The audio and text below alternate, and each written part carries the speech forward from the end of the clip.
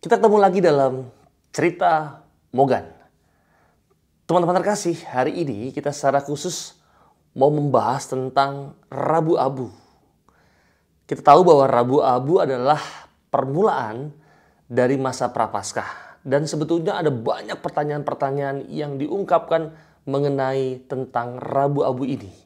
Dan dalam cerita Mogan kali ini kita akan membahas tentang serba-serbi pertanyaan-pertanyaan dan saya akan mencoba untuk menjawabnya sebisa saya.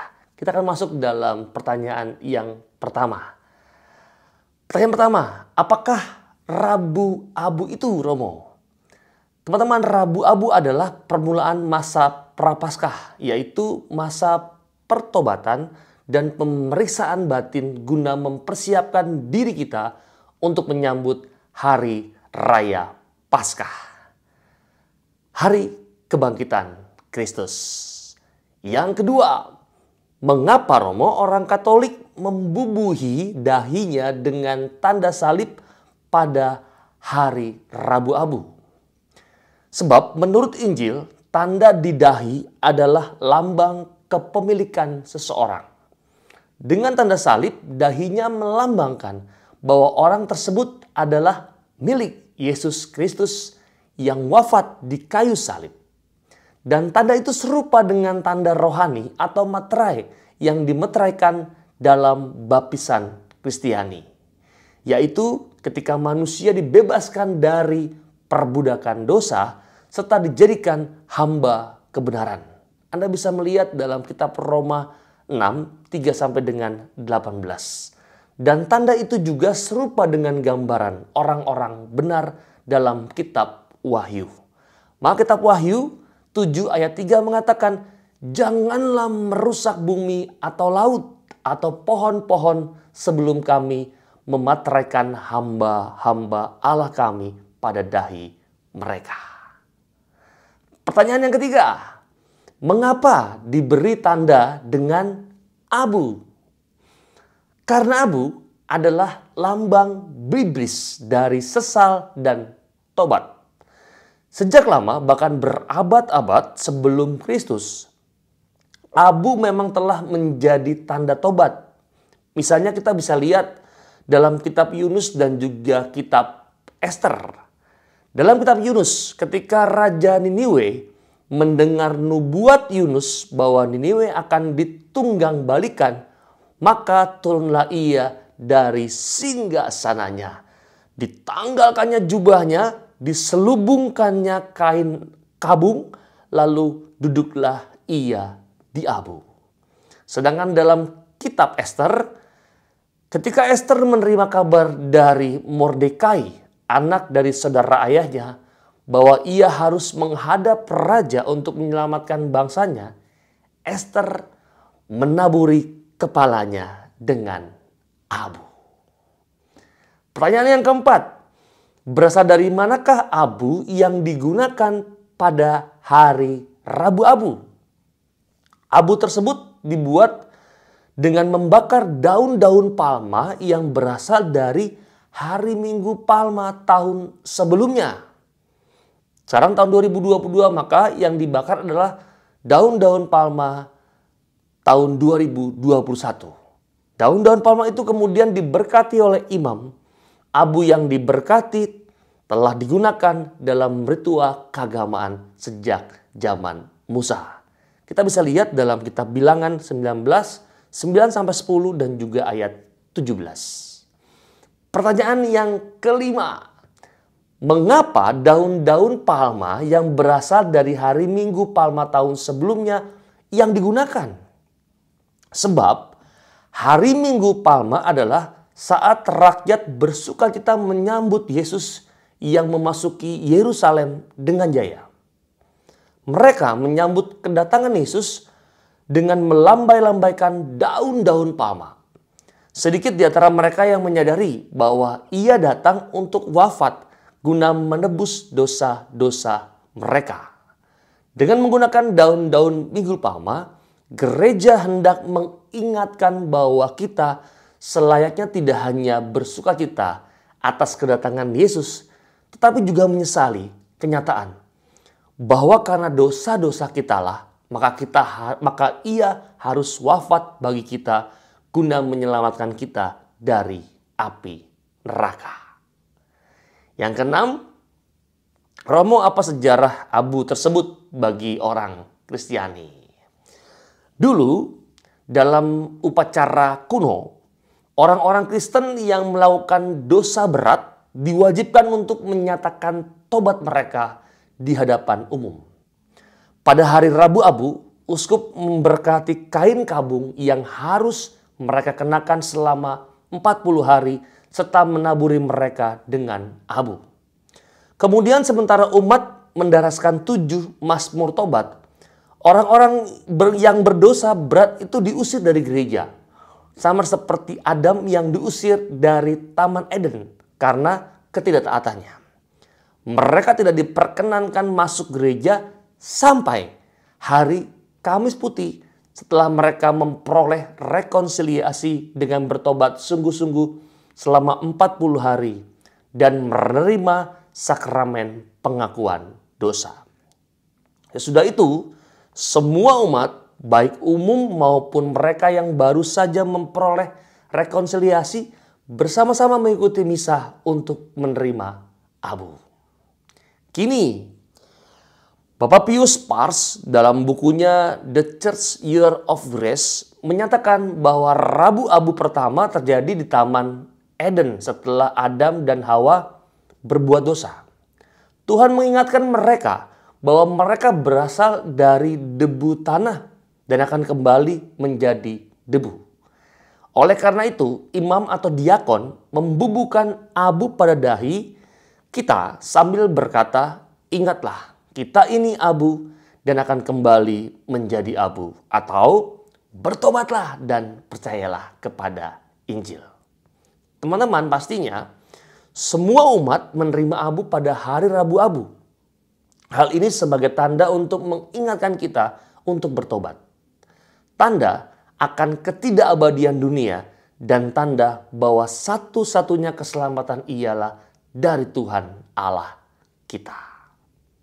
Pertanyaan yang ketujuh, bagaimana penggunaan abu dalam Perjanjian Lama? Dan ini menarik.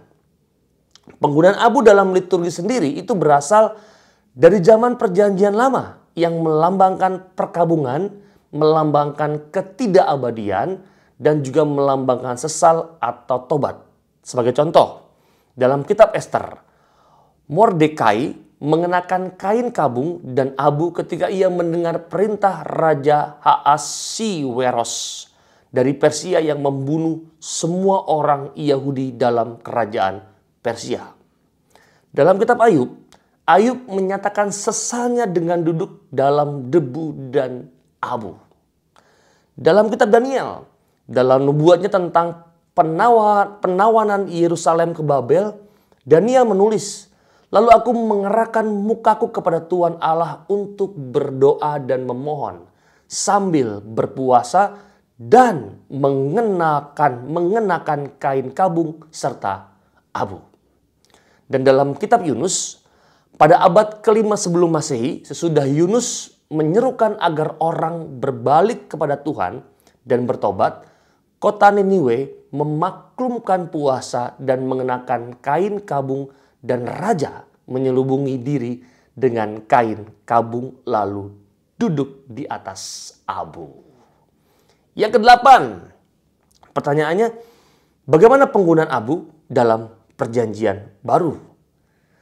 Pertanyaan sebelumnya dalam Perjanjian Lama dan sekarang bagaimana penggunaan abu dalam Perjanjian Baru? Teman-teman, Yesus menyinggung soal penggunaan abu kepada kota-kota yang menolak untuk bertobat dari dosa-dosa mereka. Meskipun mereka telah menyaksikan mukjizat dan mendengar kabar gembira. Yesus berkata, seandainya mukjizat-mukjizat yang telah terjadi di tengah-tengahmu terjadi di Tirus dan Sidon, maka sudah lama orang-orang di situ bertobat dengan memakai pakaian kabung dan abu. Kita bisa lihat dalam Matius 11 ayat 21. Dan bagaimana? Pertanyaan 9, bagaimana penggunaan abu dalam gereja perdana? Teman-teman, gereja perdana mewariskan penggunaan abu untuk alasan simbolik yang sama, yakni pertobatan dan sesal. Beberapa di antaranya, misalnya Tertullianus dalam bukunya De Poenitentia, ia menuliskan bahwa pendosa yang bertobat haruslah hidup tanpa bersenang-senang dengan mengenakan kain kabung dan abu. Eusebius, sejarawan gereja perdana yang terkenal ini, menceritakan dalam bukunya Sejarah Gereja bagaimana seorang murid murtad bernama Natalis datang kepada Paus Zepirinus dengan menggunakan kain kabung dan abu untuk memohon pengampunan. Juga dalam masa yang sama, bagi mereka yang diwajibkan untuk menyatakan tobat di hadapan umum, imam akan mengenakan abu ke kepala mereka setelah pengakuan. Pertanyaan ke-10. Bagaimana penggunaan abu dalam abad pertengahan? Setidak-tidaknya, teman-teman, abad ke-8 mereka yang menghadapi ajal dibaringkan di tanah di atas kain kabung dan dipercik abu. Imam akan memberkati orang yang menjelang ajal tersebut dengan air suci, sambil mengatakan, "Ingat, engkau berasal dari debu dan akan kembali menjadi debu." Setelah memerciki air suci, imam bertanya, "Puaskah engkau dengan kain kabung dan abu sebagai pernyataan tobatmu di hadapan Tuhan pada hari penghakiman?" Yang mana akan dijawab orang tersebut dengan, "Saya puas."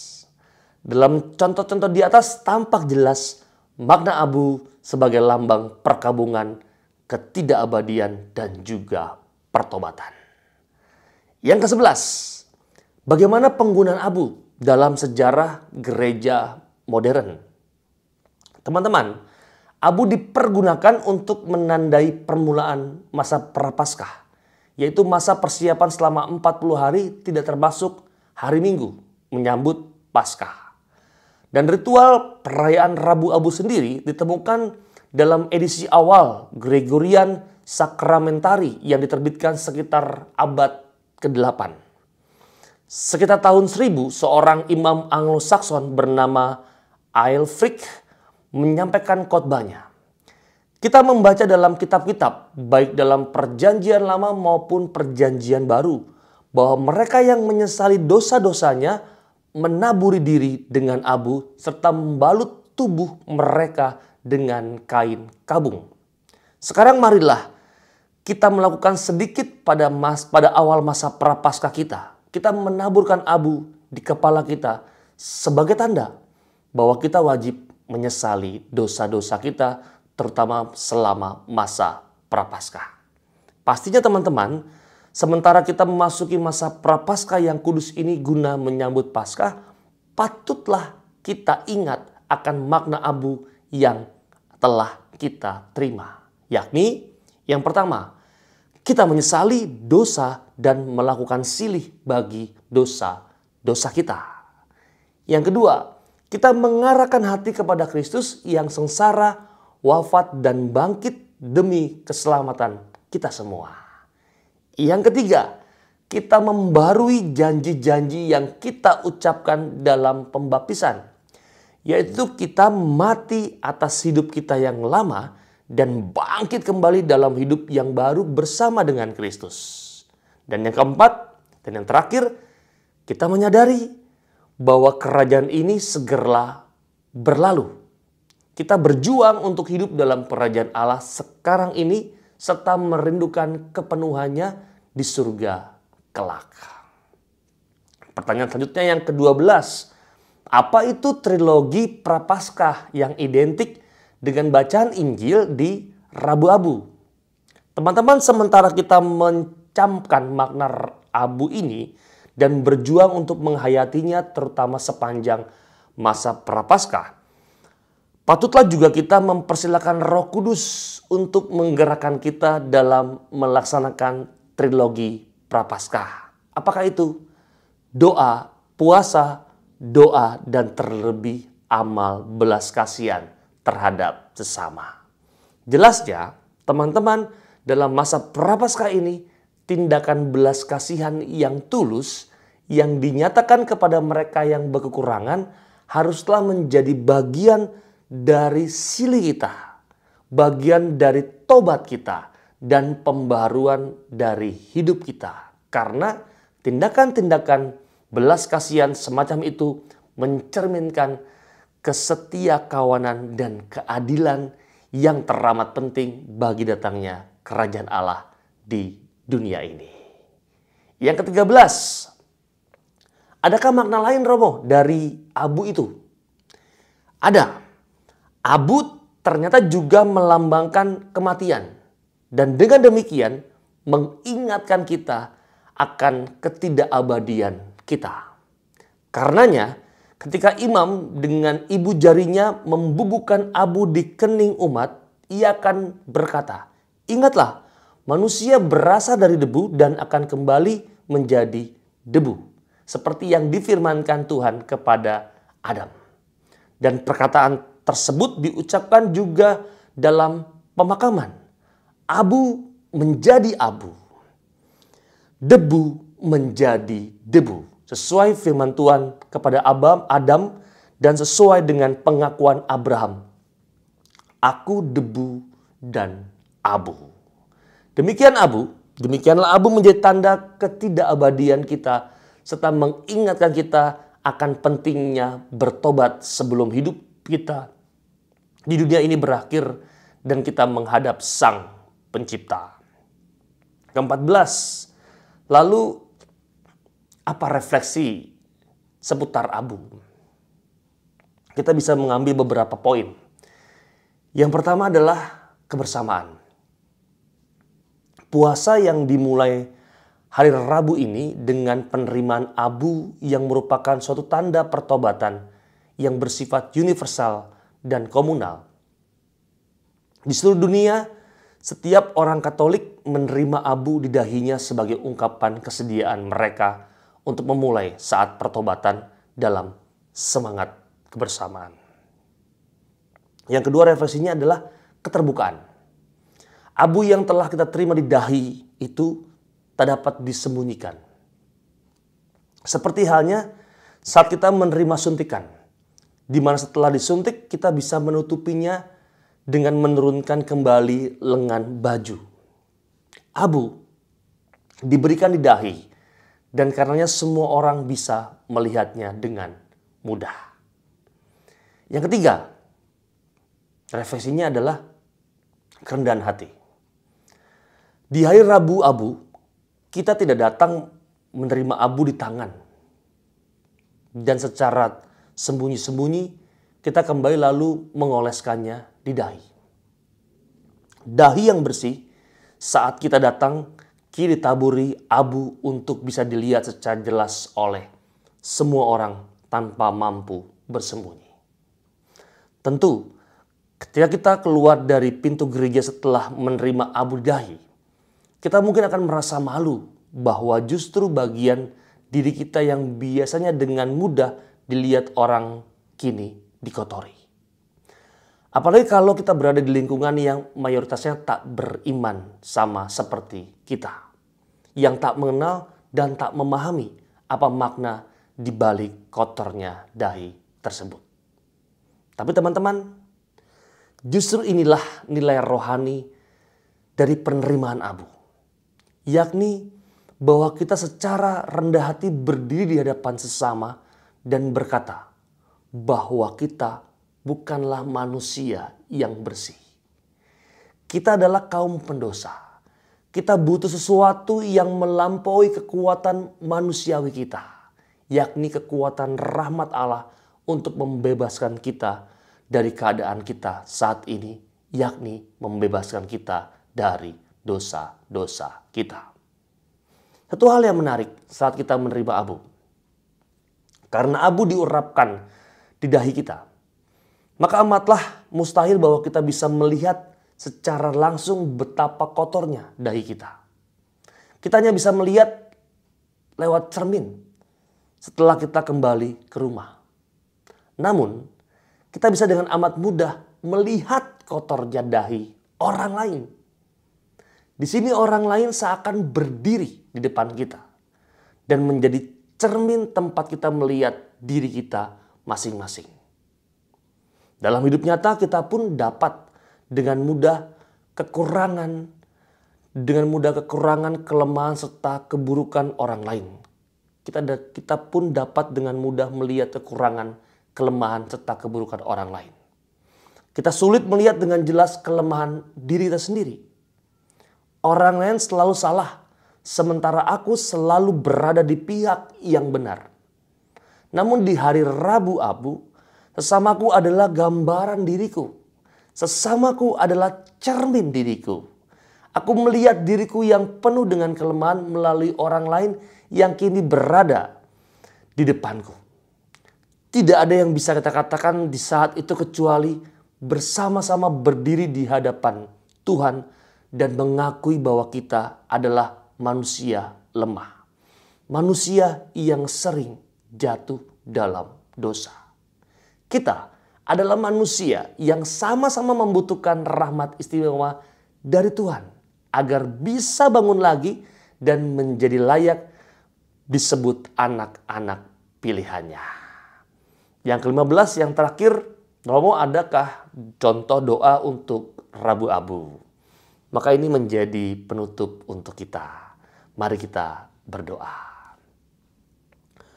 Oh Yesus, Engkau mengenakan pada keningku tanda saudari kematian. Ingatlah, Engkau debu dan akan kembali menjadi debu. Bagaimana aku tidak mendengarkan pesannya yang bijak? Suatu hari hidupku di dunia akan berakhir. Batas-batas tahunku telah ditetapkan. Sekalipun aku tidak tahu hari dan waktunya. Akankah aku siap berjumpa denganmu?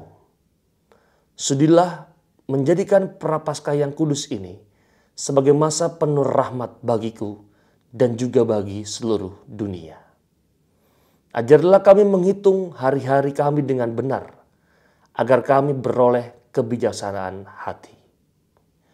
Oh Yesus, Engkau mengenakan pada keningku tanda salib keselamatanmu. Bertobatlah dan percayalah kepada Injil. Bagaimana aku dapat berpaling dari dosa jika aku tidak berpaling kepadamu? Engkau berkata, Engkau mengangkat tanganmu, Engkau menyentuh akal budiku dan menyebut namaku. Berpalinglah kepada Tuhan Allahmu. Hari-hari yang Engkau anugerahkan, limpahilah dengan berkat dan rahmat-Mu bagiku dan bagi segenap umat-Mu. Berpalinglah pada kami, ya Tuhan Yesus, dan kami akan berpaling kepadamu. Amin. Teman-teman, itu kurang lebih serba-serbi pertanyaan tentang Rabu Abu. Kurang lebih ada 15 pertanyaan. Dan serba-serbi ini semoga dapat berguna untuk Anda untuk memasuki hari Rabu Abu sebagai awal masa Prapaskah ini. Tetap semangat, jaga kesehatan, dan semoga Tuhan memberkati kita semua. Saya Romo Gandhi, kita ketemu lagi dalam Cerita Mogan yang berikutnya.